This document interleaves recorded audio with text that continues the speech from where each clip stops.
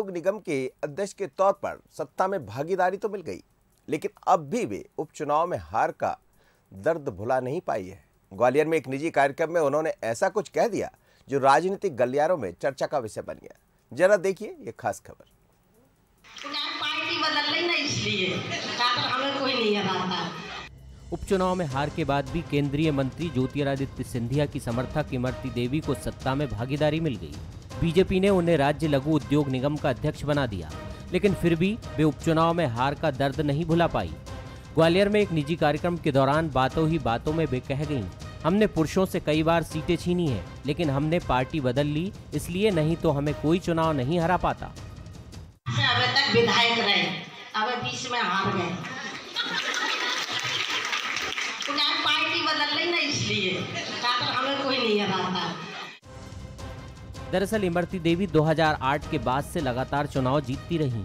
2018 में जब कांग्रेस की सरकार बनी तो उन्हें मंत्री पद मिला, लेकिन 2020 में कांग्रेस में मची कलह के बाद ज्योतिरादित्य सिंधिया कांग्रेस छोड़ बीजेपी में आ गए। बाकी समर्थकों के साथ इमरती देवी भी कमलनाथ सरकार में मंत्री पद छोड़ बीजेपी में शामिल हो गई। उसके बाद हुए 29 सीटों के उपचुनाव में वे डबरा से अपने समधी कांग्रेस के सुरेश राजे से चुनाव हार गई। अब उनके इस बिलाप पर कांग्रेस अपने तरीके से मायने निकाल रही है। निश्चित तौर पर डबरा के जो मतदाता हैं उनका रुझान कांग्रेस की तरफ है और उन्हें इमरती देवी जी ने ठीक कहा है। और अब भी जब वो आगे चुनाव लड़ेंगी तो भी कभी जीत नहीं पाएंगे। तो मैं समझता हूँ कि उन्होंने ठीक बयान दिया है। अगले बार भी वहाँ कांग्रेस जीतेगी और इमरती देवी वहाँ से बीजेपी में रह के कभी भी विधायक नहीं बन पाएगी। पीसी शर्मा जी और कांग्रेस पार्टी के नेताओं को अपने गिरबान में झांक कर देखना चाहिए। कांग्रेस के जो नेता समय ना मिलने की वजह से, संगठन की कमी की वजह से, नेतृत्व की कमी की वजह से, निष्ठा की कमी की वजह से छोड़कर भारतीय जनता पार्टी का हिस्सा बने थे। जितनी प्रचंड बहुमत के साथ जीत जनता ने उनको दिलाई है, ये स्पष्ट दिखाता है कि भारतीय जनता पार्टी के संगठन की क्या ताकत है, भारतीय जनता पार्टी किस आधार पर चलती है और भारतीय जनता पार्टी के कार्यकर्ता किस आधार पर जीत कर आते हैं। बीजेपी भले ही इमरती देवी का बचाव करे, लेकिन राजनीतिक गलियारों में चर्चा है कि इमरती देवी ने हार का ठीकरा बीजेपी पर फोड़ा है और इशारों में यह भी दावा कर दिया है कि 2023 में बीजेपी को फिर उन्हें टिकट देना पड़ेगा और चुनाव भी जिताना पड़ेगा। सूरज शर्मा, बंसल न्यूज, भोपाल। चलिए, तो होता है कभी कभी चुनाव के दौर में, जब हमेशा तो कोई चुनाव जीतता नहीं है, लेकिन कई बार जब हार का सामना ऐसे समय करना पड़े जब पार्टी छोड़कर आप किसी दूसरी पार्टी का दामन थाम ले, तो फिर याद पुरानी पार्टी की आ जाती है। अब ये जुबान फिसलना तो नहीं कहेंगे, क्योंकि उनको याद आया और वो जिस तरह का वक्तव्य दे रही थी, जिस तरह से बोल रही थी इमरती देवी, उससे लगता है कि दर्द छिपा है अंदर। क्योंकि कभी ना हारी हो और फिर हार जाए तो सवाल तो खड़े होंगे और मन में दर्द भी बार बार आ जाएगा।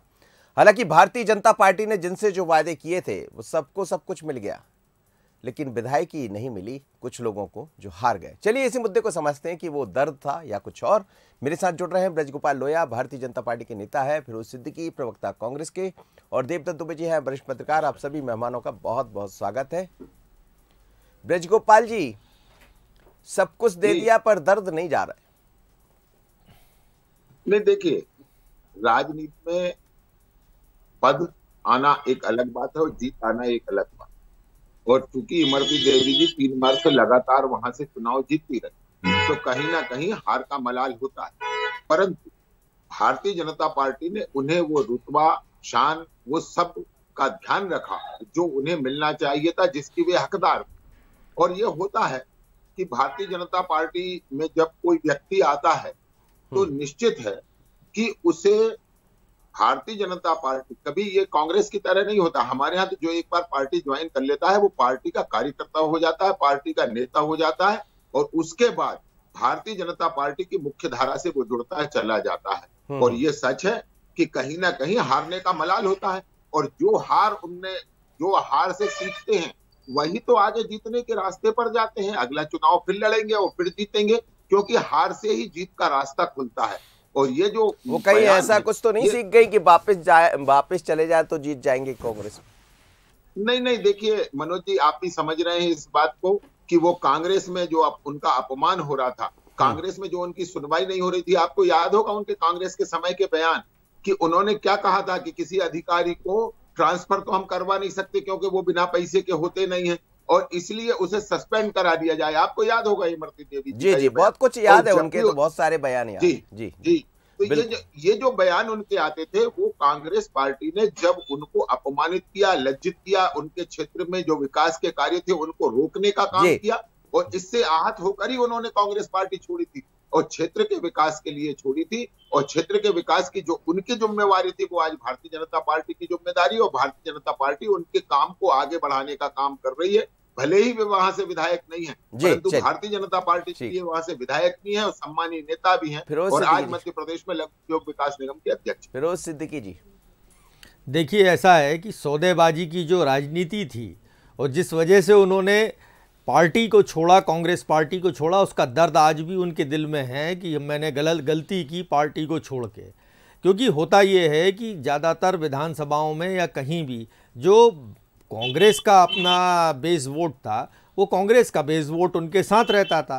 उनको गलतफहमी थी कि वो ही अकेली लीडर हैं, लेकिन भारतीय जनता पार्टी में जाके वो चुनाव हार गई और अब वापसी करके डबरा से चुनाव लड़ने का कोई प्रश्न नहीं है।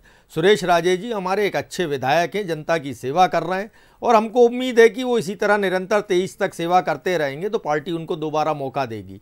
लेकिन जो भारतीय जनता पार्टी की स्थिति है, जो आज लोया जी कह रहे हैं, लोया जी ये अधिकार आपका था कि आप लघु उद्योग निगम के अध्यक्ष बनते। आपको हम दोनों एक ही ज़िले के, मैं आपको कब से जानता हूं, सालों पूरा जीवन दे दिया आपने पार्टी को। लेकिन ये जो सौदेबाजी की जो राजनीति है, इसने कई भारतीय जनता पार्टी के लोगों का जो है भविष्य नष्ट कर दिया। हर जिले में भारतीय जनता पार्टी के लोग, भारतीय जनता पार्टी के वो भी आई, उनका भी भविष्य की तो चिंता हो ही रही, उनको भी तो हो रही थी। नहीं, आज उनको पद मिल गया था, कांग्रेस में रहती तो आज मंत्री बनी होती, आज की तारीख में भी वो मंत्री होती। लोगों की सेवा करने के लिए उनको मंत्री बनाया गया था और हम तो बहुत आगे तक का सोच रहे थे कि एक दलित महिला है, इन दलित महिला को आगे बढ़ाना है। आज जो प्रियंका गांधी जी लेके चल रही हैं, लड़की हूं लड़ सकती हूं, उसका ये आइकॉन होती है आज मध्य प्रदेश में, और ये एक फेस होती मध्य प्रदेश में उनके इस नारे का, लड़की हूं लड़ सकती हूं। वो तो लड़ी रही, कई साल से लड़ रही, वो तो महिला है, लड़ाई लड़ रही।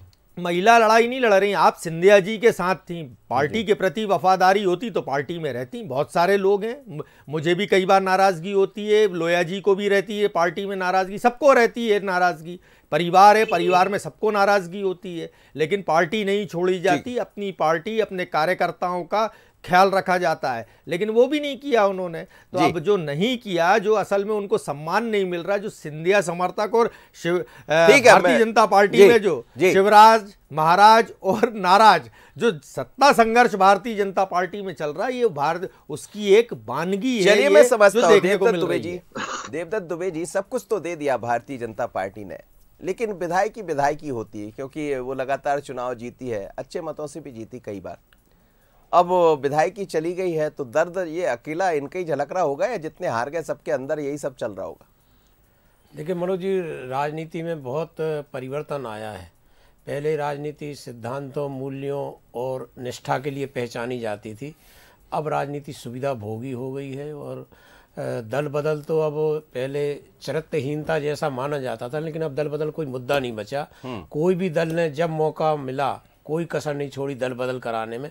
कभी तो एक कैबिनेट रात में थी, सुबह बदल गई, कभी मंत्री बदल गए, कई वो बदल गए, तो अब दल बदल भी कोई मुद्दा नहीं बचा। देर सवेर इसका सामना भी दलों को करना पड़ेगा और जब जो दल में आता है तो उसकी वो तारीफ करता है और जिस दल से जाता है वो उसकी बुराई करता है। अब इमरती देवी यदि कांग्रेस में रह के आज उनको पछतावा टाइप का हो रहा है तो उन्होंने कांग्रेस छोड़ी क्यों? क्योंकि कई बार तो उतार चढ़ाव राजनीति में चलते रहते हैं। अटल जी ने पूरे जीवन संघर्ष किया, अब की बारी अटल बिहारी, लेकिन दल नहीं छोड़ा। या इमरजेंसी के समय कितने कांग्रेसी थे, जेलों में गए लेकिन दल नहीं छोड़ा। कितना संघर्ष किया, आज़ादी की लड़ाई लड़ी लेकिन दल नहीं छोड़ा। तो पहले की बात और अब की बात अलग है। अब तो स्वार्थों का गठबंधन है, मूल्यों और सिद्धांतों की कोई बात कहीं दिखाई देती नहीं है।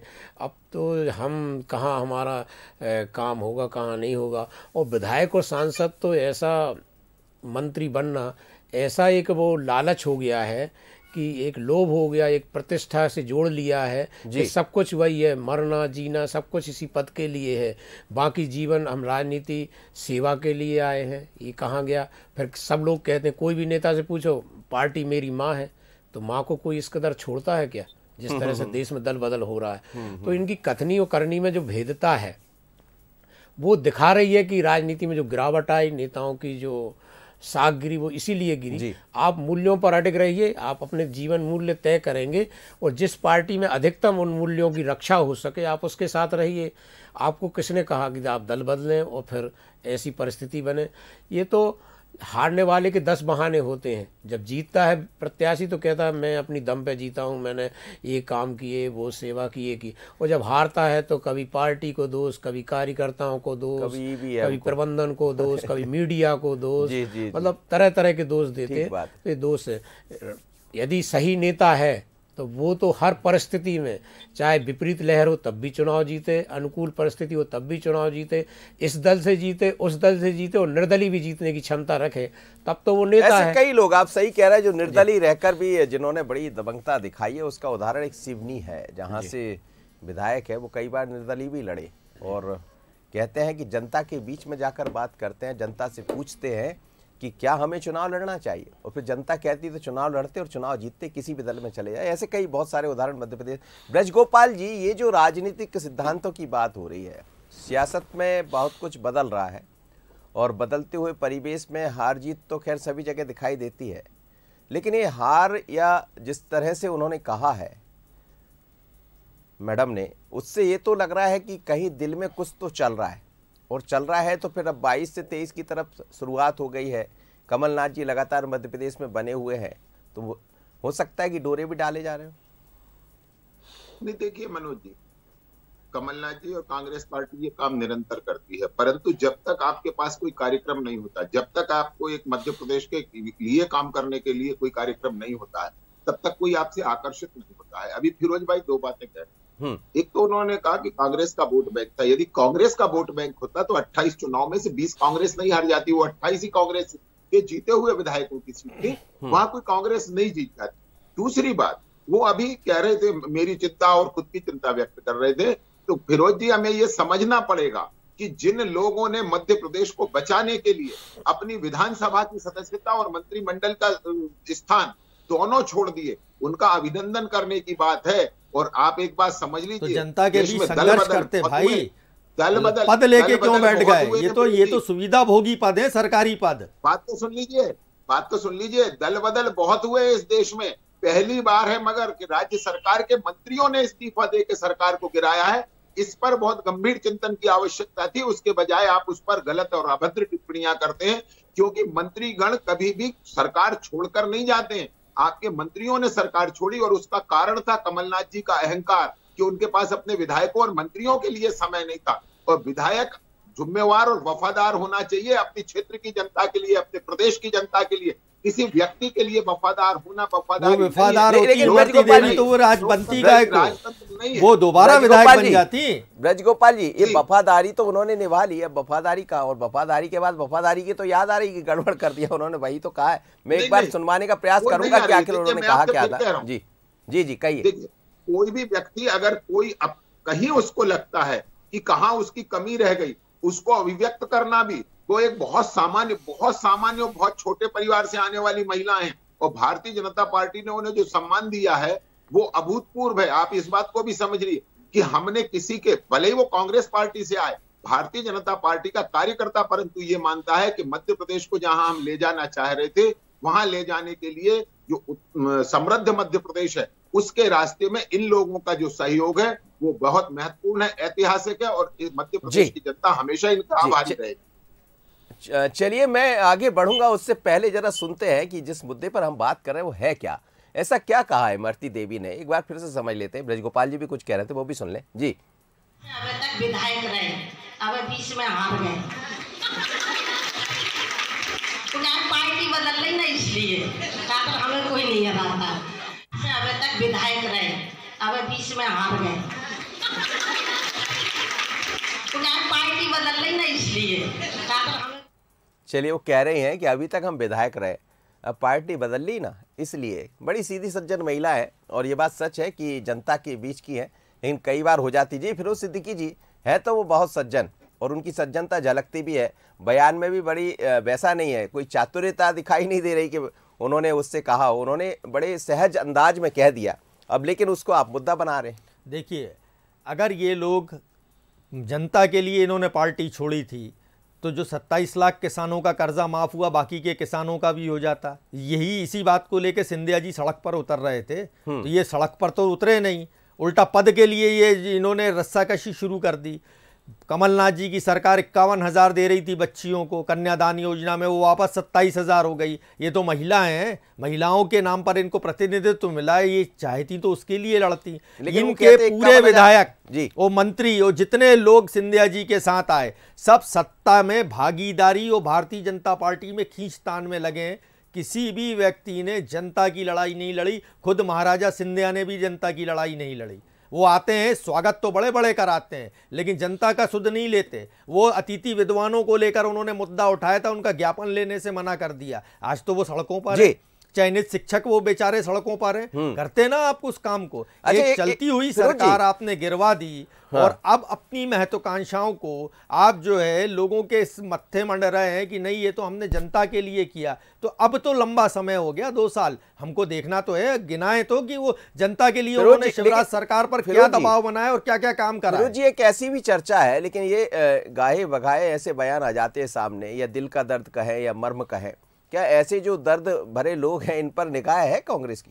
देखिए, कांग्रेस तो जो है एक हम मास बेस पार्टी रहे हैं शुरू से, हमारा दरवाज़ा हमेशा खुला रहा है लोगों के लिए, लेकिन हम सौदेबाजी का काम नहीं करते। हमने आज तक कभी किसी के विधायक तोड़ के सरकारें नहीं बनाई, हमने ऐसा। और हाँ, लेकिन भारतीय जनता पार्टी की स्थिति ये है, लोया जी के रायसेन जिले में प्रभुराम चौधरी हैं, लोया जी के उदयपुरा के उस तरफ नरसिंहपुर चले जाइए तो सांसद महोदय जो हैं राव उदय प्रताप सिंह, वो कांग्रेस से आए। आप कहीं भी जाइए, हर जिले में कांग्रेसी जो है 1/4 क्या 50% से ज्यादा तो कांग्रेसी हो गए भारतीय जनता पार्टी में।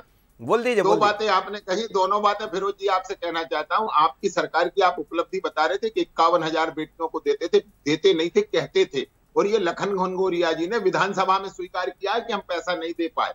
दूसरी बात, अभी आप जो हमसे कह रहे थे कि मास बेस पार्टी है भारतीय कांग्रेस पार्टी, अरे जो पार्टी परिवार और पेट से चलती हो वो पार्टी कभी मास बेस नहीं हो सकती। मास बेस लीडर तो केवल वो हो सकता है जो पेटी से वोट ला सके।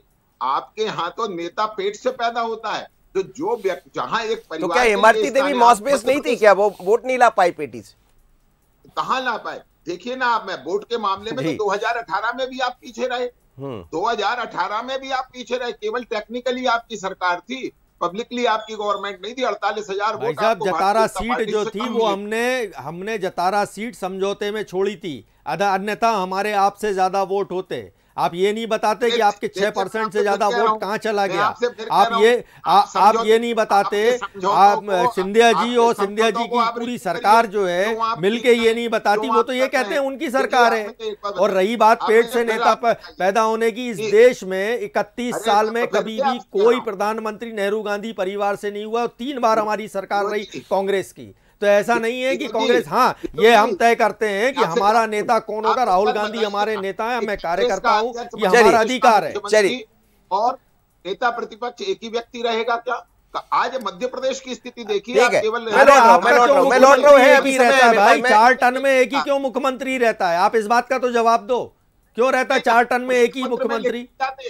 घोषणा पत्र में लिखकर जाते हैं कि जब हमारी सरकार बनी, जब 18 में आपकी सरकार शिवराज जी के नेतृत्व में हार गई तो फिर दोबारा क्यों शिवराज जी को बनाया आपने मुख्यमंत्री? चलो इसी का जवाब दे दो। 2018 में हमारे मैनिफेस्टो जारी किया था फिरोज जी, उस पर ये लिखा था। मैं लौट रहा हूँ देवदत्त दुबे जी को बोलने दीजिए। सरकार जी गोपाल जी, तो वो तो हार गए 18 का, तो वो हार ही गए थे समय। प्लीज जी देवदत्त दुबे जी, जब आप, मैं आपसे ये भी समझना चाहूंगा कि 22 तो शुरू हो गया है और लगभग अब 22 का 1 महीना जाने वाला, आज 10 तारीख हो गई है। 23 की आहट सुनाई देने लगी है। कमलनाथ लगातार 10 तारीख तक यानी आज तक यहाँ बने हुए, आज वो बात भी करने वाले मीडिया से। पर क्या ये माना जाए कि ये इस तरह के दर्द यदि बाहर आएंगे तो क्या कांग्रेस भी वो सब कर सकती है जो भारतीय जनता पार्टी ने कर दिया, और बीजेपी के साथ बहुत लोग ऐसे आ गए, क्या कई लोग ऐसे संपर्क में होंगे? क्यों कांग्रेस कौन, वो सब कोई भजन मंडलियां नहीं है, ये राजनीतिक दल है, ये साम दाम दंड भेद से सत्ता में आना चाहेंगे। और कांग्रेस पहले बहुत दल बदल करा चुकी, भजनलाल मंत्रिमंडल रात में कुछ था, सुबह कुछ हो गया। अब मैं जो बात आपसे पहले ही कहा था, अब दल बदल कोई मुद्दा नहीं बचा, और मुझे लगता है कि बहुत से लोग वापस भी आ जाएंगे और 23 में लड़ेंगे। मैं दोनों प्रवक्ताओं से भी यही कहने वाला था, मनोज जी, जो आपने इशारा किया कि आप 18 तो छोड़िए, अब आप 23 देखिए, 23 के लिए क्या तैयारियां हैं, क्या आपकी योजनाएं हैं। मुझे लगता है कि बीजेपी पहले कहती थी कि कमलनाथ अब दिल्ली चले जाएंगे, और जिस तरह से कमलनाथ जी दिल्ली नहीं जा रहे, भोपाल में डेरा डाले हुए हैं, तो मुकाबला फिर 23 में भी कांटे का होने वाला, जैसा 2018 में हुआ। मनोज जी के उस दिन काउंटिंग के समय आप और हम चर्चा यहाँ कर रहे थे, तब 4 बजे तक भी स्थिति स्पष्ट नहीं हो पा रही थी कि कौन सा दल सरकार में आएगा, क्योंकि परिस्थितियाँ दोनों तरफ से हैं बराबरी की, और दोनों दल अपनी उसको योजना को, संघर्ष को, वोट को प्लस करने में जुटे हुए हैं। पिछड़ा वर्ग का चाहे आरक्षण का मामला हो, पंचायती चुनाव हो, कोई दल पीछे नहीं रहना चाह रहा, सब अपनी उसमें लगे हुए हैं। लेकिन वोट और नोट के बंटवारे को छोड़कर प्रदेश के हित के लिए क्या सही हो, समाज कैसे संगठित रहे, और प्रदेश में कैसे अच्छा जो टापू शांति का माना जाता है उसकी तरफ भी थोड़ा सॉफ्ट कॉर्नर दल रखें कि मध्य प्रदेश में ना बिहार उत्तर प्रदेश जैसी जातीय वातावरण था, ना यहाँ पर सांप्रदायिक ध्रुवीकरण होता है। ये शांति का टापू है, हृदय स्थल कहलाता है देश का, और ये देश को राजनीतिक दिशा देने का काम करे। मध्य प्रदेश ने बहुत अच्छे अच्छे नेता दिए हैं, सौम्य व्यक्तित्व के, चाहे शंकर दयाल शर्मा हो, अटल बिहारी वाजपेयी हो। तो उस परिपाटी को हम आगे बढ़ाएं और एक अच्छी नेतृत्व की राह मध्य प्रदेश दिखाए, और 23 में अच्छी आप अपनी सहानुभूति लीजिए, लोगों को मत आकर्षित करिए, तोड़ फोड़ में कम विश्वास रखें, तो मुझे लगता है कि एक अच्छे राजनीतिक वातावरण का निर्माण प्रदेश में होगा। ब्रजगोपाल जी, मैं आपसे चलते चलते, कांग्रेस की तरफ से बात आई है कुछ दिन पहले, मेरी कुछ नेताओं से बात हो रही थी, वो कह रहे थे कि हम ऐसे लोगों की सूची भी बना रहे हैं जिनका दर्द झलकने वाला है, जो कहीं अंदर से भारतीय जनता पार्टी में चले तो गए लेकिन उनकी नज़र इन पर है, तो थोड़ा संभल के रहिएगा। नहीं, देखिए मनोज जी, इनकी नजर रहती है, परंतु इनसे होना कुछ नहीं है। इसलिए नहीं होना है कि जो व्यक्ति एक बार भारतीय जनता पार्टी की विचारधारा में रम जाता है, वो अपने आप को कभी कांग्रेस में सहज महसूस कर ही नहीं सकता, क्योंकि हमारी अवधारणा अलग है और इनकी अवधारणा अलग है। हम संगठन आधारित राजनीतिक दल हैं, क्योंकि हमें तो पहले नंबर पर यह सिखाया जाता है कि संगठन गढ़े चलो, सुपंथ पर बढ़े चलो, भला हो जिसमें देश का वो काम सब किए चलो। हमारे लिए राजनीति समाज सेवा का माध्यम है, राजनीति पद प्राप्ति का माध्यम नहीं है। चलिए फिरोज सिद्दीकी जी, जल्दी से कह दीजिए, मुस्कुरा रहे हैं आप। देखिए, अगर संगठन आधारित दल होता, कैडर बेस पार्टी होती, तो ये जितने लोग आए थे ये सब के सब संगठन में साथ मिलके काम करते। ये तो लोया जी के बॉस बन गए सब, ये लोग तो लोया जी और इनके साथ साथ सभी लोग झंडी और दरी बिछाने वाले लोग रह गए। अभी किया था सिसोदिया जी ने एक ट्वीट की, हमने इमारत बनाई, लोगों ने आके अपनी नेम प्लेटें ठोक ली। तो भारतीय जनता पार्टी जो संगठन आधारित पार्टी सरकार आई थी, थी, आपकी सरकार 18 महीने आई थी तो इमारत दरसकने लगी थी, रोज परेशान रहते थे, रात को नींद नहीं आती थी। जैसे तैसे सत्ता में आ गए तो अब ये जाके बताने के लायक तो हो गए। देवदत्त जी बता तो रहे कम से कम कि हम बीजेपी में, सरकार हमारी। देवदत्त जी, चलते चलते। बिल्कुल, जो दल बदल को इसलिए बीजेपी जो करती है कि यदि उसको देश के अन्य राज्यों में भी नेताओं को लाना है तो वो उदाहरण देती है कि देखिए मध्य प्रदेश में हमने यदि दल बदल कराया तो उन लोगों को कितना महत्व दिया, जो चुनाव भी हार गए तो हमने उनको निगम अध्यक्ष बनवाया हुआ है। तो ये एक तरह से राजनीति जो है उसके लिए एक नया ट्रेंड है। चलिए सर, नया ट्रेंड कितना चलेगा, आगे क्या दिखेगा। आप सभी मेहमानों को बहुत धन्यवाद। लेकिन मध्य प्रदेश की पूर्व नेता, मंत्री रही है कांग्रेस की, वर्तमान में एक निगम की वो अध्यक्ष है, लेकिन जब बात हुई तो दर्द छलक पड़ा, और दर्द में वही सब दिखाई दिया कि मैं चुनाव इसलिए हार गई, पार्टी बदल ली मैंने। तो क्या ऐसा कई अन्य नेताओं के मन में चल रहा है और 2023 की तस्वीर कुछ अलग होगी? खैर, सियासत में जब कोई बयान आता है तो उसके बहुत सारे मायने निकाले जाते हैं, निकलते रहेंगे, चर्चा का विषय बनता रहेगा। पर इतना ज़रूर है कि 23 पर नज़र दोनों की है और इस बीच में ये बयान दिखाई देते रहेंगे। पहली खबर, पहली बहस में इतना ही। मुझे दीजिए इजाज़त, बने रहिए बंसल न्यूज़ पर। नमस्कार।